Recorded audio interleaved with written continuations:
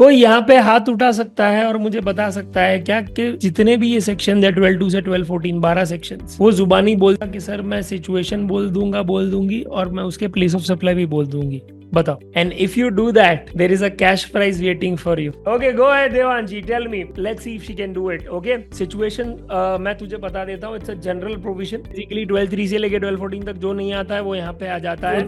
मुझे कोई एक एग्जांपल बता दे इस सर्विस का। Advertisement for private companies very good. And IT professional services. Recipient का स्टेटस बताना पहले और फिर उसका प्लेस ऑफ सप्लाई बताना। अगर रिसिपिएंट का एड्रेस हमें नोन है तो प्लेस ऑफ सप्लाई आएगा location of the recipient. Yes. और अगर एड्रेस नहीं पता है तो लोकेशन ऑफ द सप्लायर आएगा प्लेस ऑफ सप्लाई। करेक्ट। और Yes, रिसिपेंट sir. अगर अनरजिस्टर्ड है तो उसमें लोकेशन ऑफ सप्लायर ही रहेगा। Absolutely perfect. चल बता स्टेटस क्या है रिसिपेंट का, वो बता। रजिस्टर्ड है या अनरजिस्टर्ड है? सर रजिस्टर्ड में लोकेशन ऑफ रिसिपिएंट रहेगा। और अगर और अनरजिस्टर्ड है तो अनरजिस्टर्ड है तो ट्रेनिंग एंड परफॉर्मेंस अप्रेजल। हाँ, जहाँ पे ट्रेनिंग और परफॉर्मेंस अप्रेजल जिस लोकेशन में हेल्ड हुआ है वो जगह रहेगी। Very nice. Then we have 12(7). Can you recollect the service name? Yes sir, event management services. Okay, if the status is registered person तो क्या होगा? सर लोकेशन ऑफ रिसिपिएंट ही रहेगा। अगर अनरजिस्टर्ड है तो क्या होगा? Unregistered sir wherever the event is held, event अगर आउटसाइड इंडिया हेल्ड होगा तो लोकेशन ऑफ रिसिपिएंट ही रहेगा। नाइस। 12(8) है, ट्रांसपोर्टेशन ऑफ गुड्स है। चलो बताओ रिसिपेंट रजिस्टर्ड है तो क्या होगा? Sir location of recipient. Unregistered है तो क्या होगा? Sir where goods are handed over. Yes, absolutely correct. Yes, sir. 12(9) transportation of passenger service. Recipient sir registered है तो क्या होगा? रजिस्टर्ड में तो लोकेशन ऑफ रिसिपिएंट ही रहेगा। अगर अनरजिस्टर्ड है तो क्या होगा? Passenger embarks the journey. Yes sir. Yes absolutely correct. 12 की बात करें, bank services, stock broking services, तो उसमें क्या बोला है? अगर सप्लायर को रिसिपेंट का एड्रेस पता है तो क्या होगा? सर लोकेशन ऑफ रिसिपिएंट ही रहेगा। अगर अननोन है तो क्या होगा? अननोन है तो बैंक का एड्रेस, लोकेशन ऑफ सप्लायर। पर ये बैंक को कैसे पता चलेगा कि ये नोन है कि अननोन है? क्या टर्म यूज किया पर जाएगा उसके लिए? नोन रहेगा तो अकाउंट होल्डर है तो उसकी सारी Yes. इंफॉर्मेशन रहेगी। 12(13) का क्या होगा बताओ? इंश्योरेंस सर्विसेज, उसमें अगर रिसिपेंट रजिस्टर्ड है तो क्या होगा? इसमें दोनों में रजिस्टर्ड और अनरजिस्टर्ड में सेम ही रहेगा location of recipient. Absolutely correct. You already one of the battle. या दिस इज गुड। 12(3) क्या आएगा? चलो फटाफट से। सर्विस का नाम याद है? Immovable property. Correct. Services in relation to immovable property. immovable property. Yes. Name me any 3 services which will come under this part. Renovation, construction Yes. And interior decoration. Place of supply क्या आएगा? Quickly, we have 1 minute left. Where it is situated, वो property situated. अगर immovable property outside India है तो क्या होगा? Location of recipient ही रहेगा उसमें। 12(4) में अगर बात करता हूँ मैं रेस्टोरेंट की, आउटडोर केटरिंग की, ब्यूटी पार्लर की या फिर fitness centre, gym, Yes, sir. ये 4 सर्विसेज 12(4) के अंदर आती है। इसका प्लेस ऑफ सप्लाई क्या आएगा? So where the services are performed.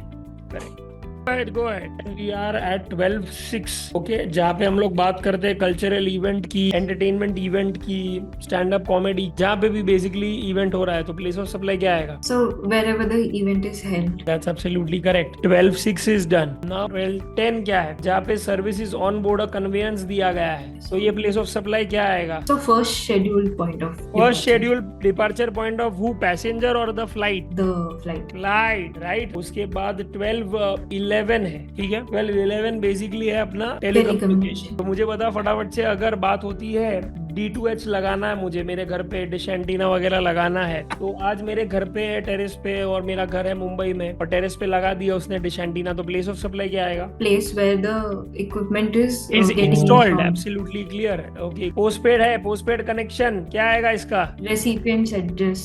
The billing address address. of the prepaid connection ऐसा सिनेरियो है कि आज एयरटेल कंपनी है, एयरटेल का रीसेलर है और फिर मैं और आप है जो है सब्सक्राइबर। तो एक ट्रांजैक्शन एयरटेल और एयरटेल के रीसेलर के बीच में होता है, तो यहाँ पे प्लेस ऑफ सप्लाई क्या आएगा जो एयरटेल लेगा जब वो बिलिंग करेगा सेलर को? So agent reseller का वो होगा place of और supply. अगर यहाँ से यहाँ की address. बात करें जो बेसिकली वाउचर के थ्रू उसने बेचा है अपना, तो So the place where the voucher is sold. That's absolutely correct. And last आ जाता है क्या? 12(14). टाइम पास, ये तो करने का जरूरत है नहीं आपको, Advertisement. But this is great Devansh. I don't know, I mean has this happened before कि आपने पहले पूरा ऐसा जुबानी कर लिया था ये चीज? सर लेक्चर्स के समय जब आप रिवाइज करवाते थे तब 1-2 बार किया था। ओके, और उसके पहले अटेम्प्ट में हुआ था ऐसा कभी भी? नहीं sir. This is great then, okay? At the end of the day, you knew that I know something. That is very important, right? This is great, my dear friends, okay? मेरे दोस्त अब फेल होने की राह देख रहा है क्या? अगर तुझे भी इसी तरह से जीएसटी को वर्बैटम करना है, जहाँ पे जुबानी तेरे टिप ऑफ द टंग पे हर जीएसटी का चैप्टर हो, क्यूएनए के एडजस्टमेंट्स हो, सिर्फ 30 घंटे निकालने यार. That's it.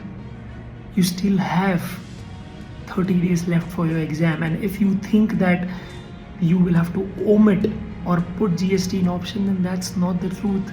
In just 30 hours, if she can do it, you can too.